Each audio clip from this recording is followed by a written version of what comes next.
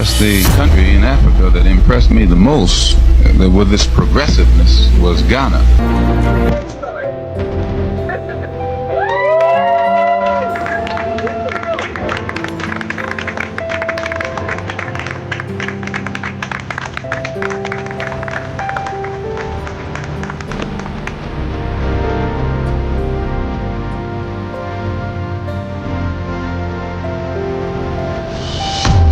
Look at this. In 1964, something extraordinary happened. One of America's most feared black leaders left the United States, came to Africa, and saw something that shook him to his core. Not violence, not oppression, unity, power, and dignity. And it changed the way Malcolm X saw the struggle of black freedom forever. To see me off.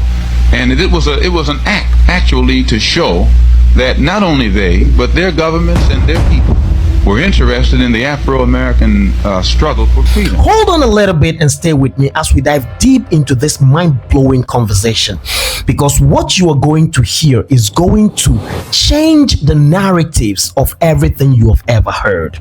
And now, ladies and gentlemen of the jury, if this is the very first time you're coming across my channel, make it a point to hit the subscribe button, like the video, share the video, go to the comment section, let me know what you think about this very conversation.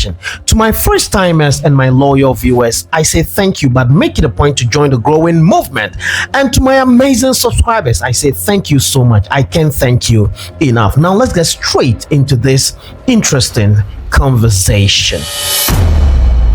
In 1964, Malcolm X was no longer just a civil rights activist.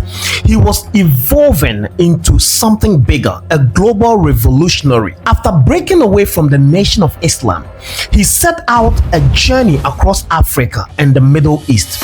But one country stood out, according to him. One country felt like home, and that was Ghana. Malcolm? Yes, the country in Africa that impressed me the most with its progressiveness was Ghana. And Ghana, it's not an accident that Ghana is the country in Africa that the white man here in the West seems to be the most worried about. It's actually the most progressive. The attitude when you arrive in Ghana, you can see, is an attitude of confidence among the Ghanaians.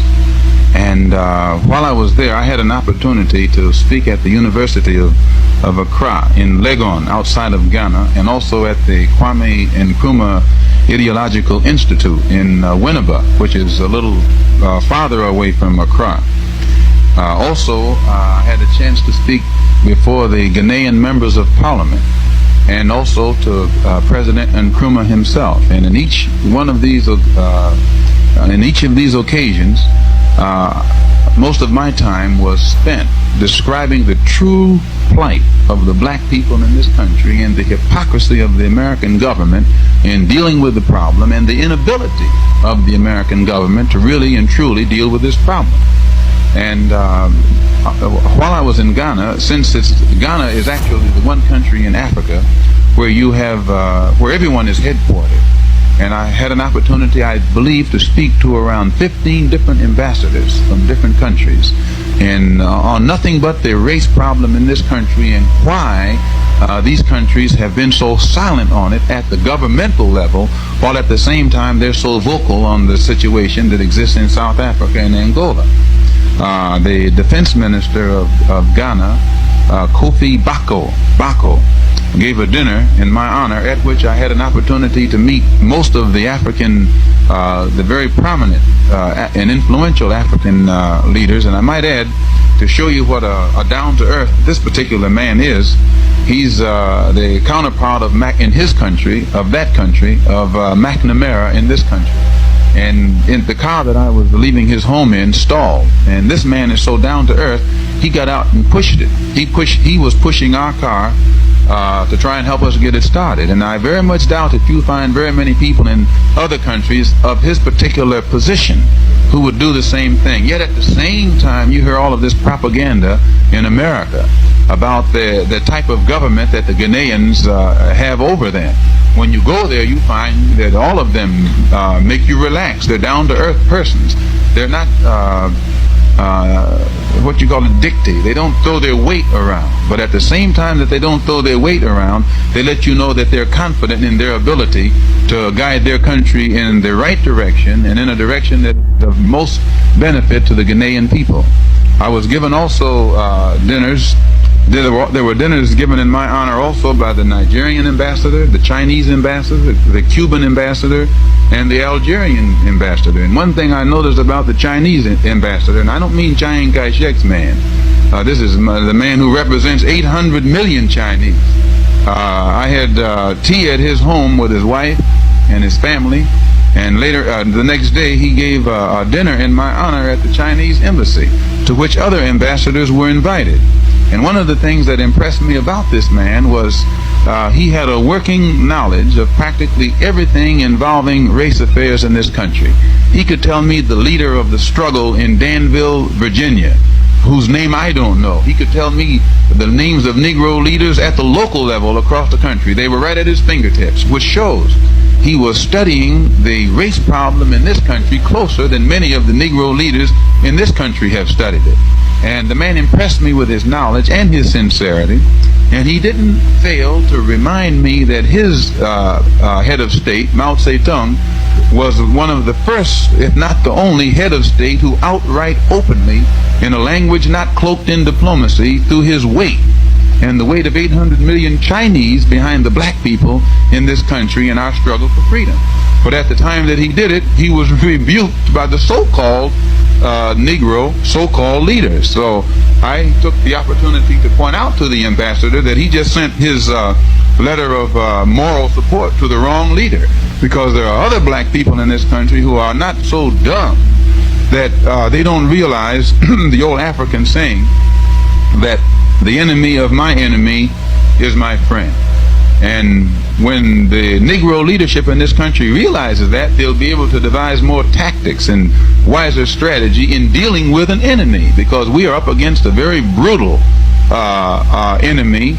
Anyone who deprives you of your rights is an enemy. And I might also point out, and I cite these things just to show the concern and the interest on the part of our people abroad. The morning that I left Accra for Senegal and for Morocco, there were 5 of these African ambassadors came to the airport with me to see me off.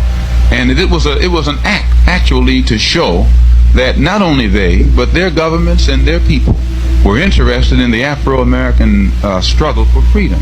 And one of the things that I was trying to impress upon them while I was there was our effort this year. We knew that in the past, and they pointed this out, that in the past they couldn't intervene. They couldn't in any way show too much support in our struggle, because the Afro-American leaders had made the mistake of labeling our struggle a civil rights struggle.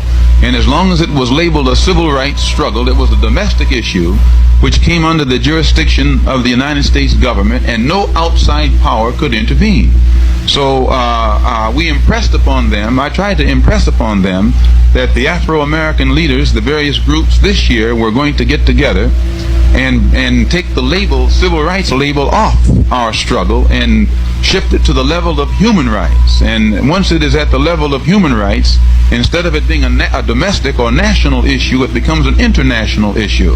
And it puts us in a position to take the United States government into the United Nations or into world court and charge the Uncle Sam with being guilty of violating our human rights, which means he's violating the UN Charter. He's violating the UN Covenant on human rights. He's violating the Declaration of Human Rights. And all of them agree that once our problem is shifted to the level of human rights instead of civil rights, then immediately it leaves the floodgates open for every other country on this earth to open up their mouths at the governmental level and give whatever assistance they can to the struggle of the black people in this country for human rights, human recognition, and human dignity. So I left Africa feeling well satisfied that the day the black people in this country are able to identify, or the day that we are able to realize that we have brothers abroad in Africa, Asia, and in Latin America. It'll bring a new direction to the struggle of the black people in this country. And one of the other things that were pointed out to me, there's been much talk about migration back to Africa, physical migration back to Africa. After traveling through Africa and discussing that particular phase of the problem with many African diplomats and statesmen, I came away with the conclusion that they would be happy to welcome our people back. But at the same time, many of them suggested that it would be wiser for our people to work, since our people have made the contribution in this particular country that has made this country what it is. We have a stake in it. We have something coming here. And it would be wiser for us to force this country to live up to what it professes to represent in its constitution and in its so-called beautiful declarations of independence and other things. And those who want to migrate back, well and good. Those who want to stay here, well and good. But the migration back to Africa should be, if you notice, the Jews in this country have stayed in this country physically, but their migration back to Israel has been a philosophical migration, a cultural migration, a psychological migration, meaning that they have linked hands spiritually with Israel while remaining here physically. But this spiritual link with Israel has given them the prestige and the incentive that has enabled them to enhance their position here politically, economically, socially, and otherwise. And those who are here help the Jews who are in Israel, and those who are in Israel help the Jews who are here. When our people begin to look at this thing as it is and realize that there are probably that Afro-Americans aren't only in the United States, because Latin America is America, South America is America. Brazil has two-thirds of the population of the people in Brazil are people of African descent, which means they are Afro-Americans. Venezuela the same way, Honduras, Cuba, all through the Caribbean and in Canada.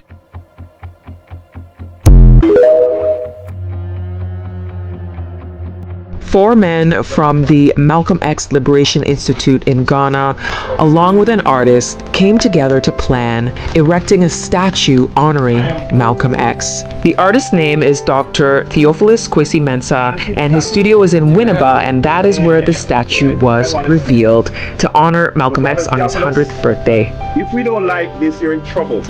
Serious trouble. You gotta go back to the drawing board. All right, I hear you. All right, so we get a countdown from 1 to 10. 10, 9, 8, 7, 6, 5, 4, 3, 2, 1.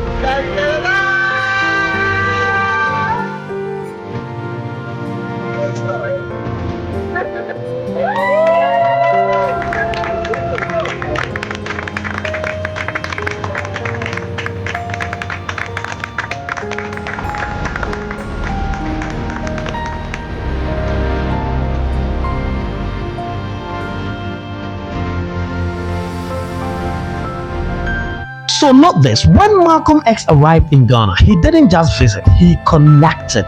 At the time, Ghana under Osajifo Dr. Kwame Nkrumah had become a powerful symbol of black independence across the world and Pan-African unity. This wasn't theory anymore, it was a black nation governing itself, standing tall. And what shocked Malcolm X the most was the way Ghanaians treated African Americans. They didn't see them as outsiders, they saw them as brothers and sisters who had been taken away. So Malcolm X wrote and spoke about how deeply moved he was about this. In his diary of Malcolm X, he recorded his deep emotional response to Ghana as the fountainhead of Pan-Africanism and black freedom worldwide. He wrote that he felt more at home there, that is Ghana, than in America, viewing himself not as a visitor but as an African returning after many years of forced separation. In Ghana, African Americans weren't minorities, they were part of a global black identity. He met with intellectuals, students, and revolutionaries, including people like Maya Angelou, who was living in Ghana at the time. And together, they discussed one powerful idea: the black struggle in America is not just a civil rights issue, it is a human rights issue. And that shift was critical, according to Malcolm X, because civil rights keeps the fight inside America. But on the other hand, human rights is that catalyst that will take the fight to the world stage. Malcolm X even began planning to take the case of African Americans to the United Nations, inspired by the independence movement he witnessed across Africa, sparked by the Osagefo Dr. Kwame Nkrumah, and Ghana played a key role in shaping that vision, according to Malcolm X. So in being clear, Ghana didn't just impress Malcolm X, it expanded his strategy. Before Africa, his message was powerful but largely national. After Ghana, his vision became international. He began to see that the oppression of black people in America, the colonization of African nations, were not separate struggles. They were connected systems of control. And the unity across the continent, that was the real threat to those systems. So now let's think a little bit. Imagine coming from a country where you are treated as less than human, then arriving somewhere different where the people over there look exactly like you and they lead nations and they welcome you like family, not like a stranger. That wasn't just inspiring, it was transformational. So Malcolm X didn't just visit Ghana. Ghana helped redefine his mission. And today, the question remains: what would happen if the same global black unity returned? Think about it.